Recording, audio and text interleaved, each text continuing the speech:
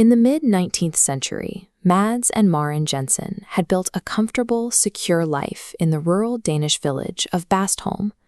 Mads was a highly skilled millwright, and together they lived on a prosperous property gifted by Maren's father.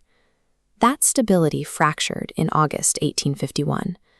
After hearing the message of two passing missionaries, Mads and Maren decided to be baptized. They became the very first converts to Mormonism in their section of Denmark, instantly placing themselves at odds with a rigid, state-mandated religious culture. The social cost was immediate and physical.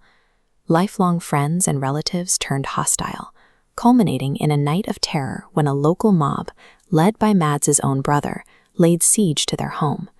The attackers broke down the door, smashed the furniture to splinters, and beat Mads so severely they smeared his blood across the walls. While Mads fought off the men above, Maren managed to force open a tiny cellar window. She pulled her children through the narrow stone opening and fled into the dark. Mads eventually broke free from his attackers, escaping to spend the night hiding in a nearby grain field. Surviving that night made one thing painfully clear: the Jensens could no longer rely on the law or their community for protection. They liquidated their property, traded their comfortable standing for total exile, and set in motion a grueling 329-day intercontinental journey to the American West. By December 1852, the family arrived in Copenhagen. There, they joined the John E. Forsgren Company, a group of nearly 300 Scandinavian converts preparing to abandon their homelands. The group fled Copenhagen, sailing the Baltic Sea to Kiel, taking a train to Altena, and loading onto the steamship Lion. In the North Sea, they hit a violent winter storm that tore the sails and incapacitated nearly every passenger through freezing swells. During the worst of the violent squall, Mads spent hours frantically searching the pitching deck for his wife.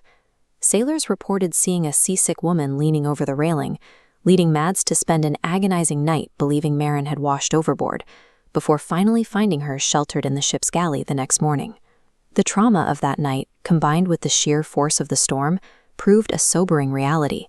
The ocean they had to cross was a far deadlier, more indifferent adversary than the angry neighbors they had left behind. After surviving the North Sea and crossing England by rail, the company arrived in Liverpool. On December 31st, they boarded the Forest Monarch, a massive sailing ship tasked with the long, uninterrupted haul to America. To maintain order among 300 passengers, the company organized itself into strict divisions.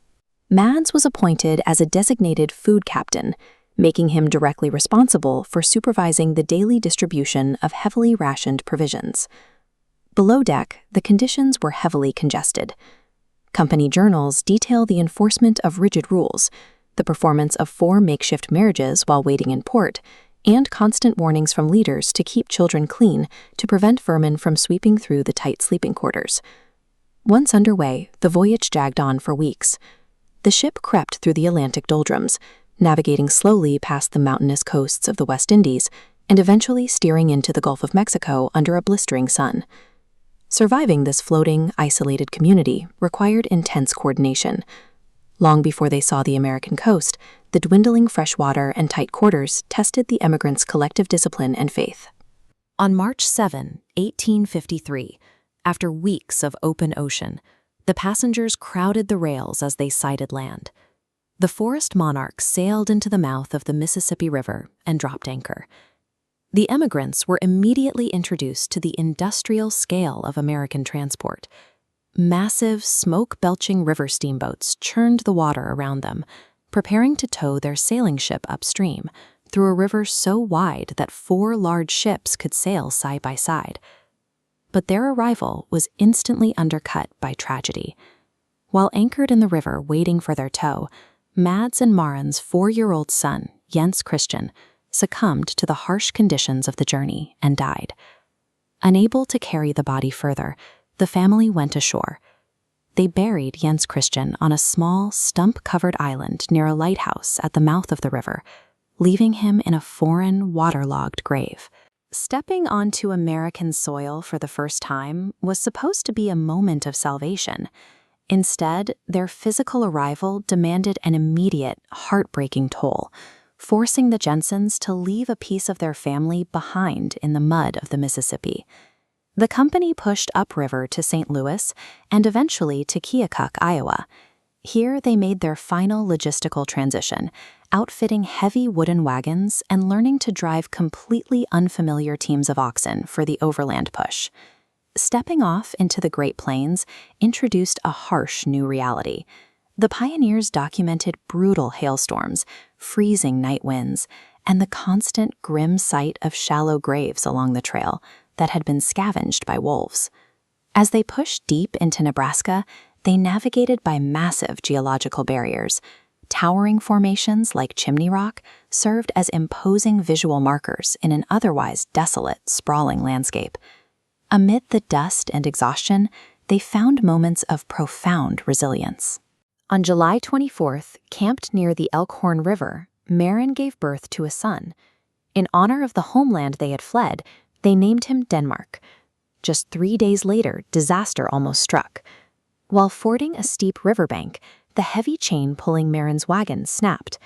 The wagon box, holding the recovering mother and her newborn, slipped backward into the current and began to float away until 4 men plunged into the water to hold it steady against the river.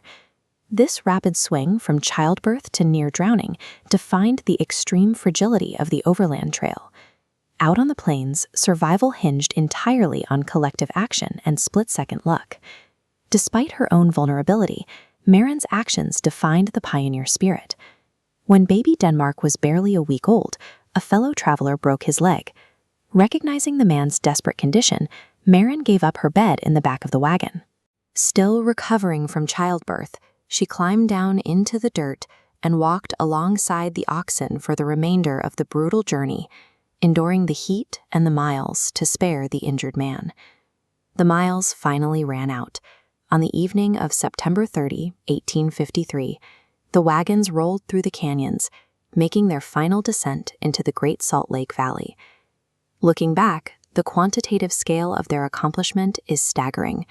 From the violent night in Bastholm to the arrival in Utah, the Jensens maintained a continuous intercontinental exodus that lasted exactly 329 days. Mads and Maren traded their wealth, their home, and a child to reach Zion. But Maren's footsteps through the dust of the plains forged a resilient foundation, leaving a legacy of faith and endurance, supporting a massive family for generations to come.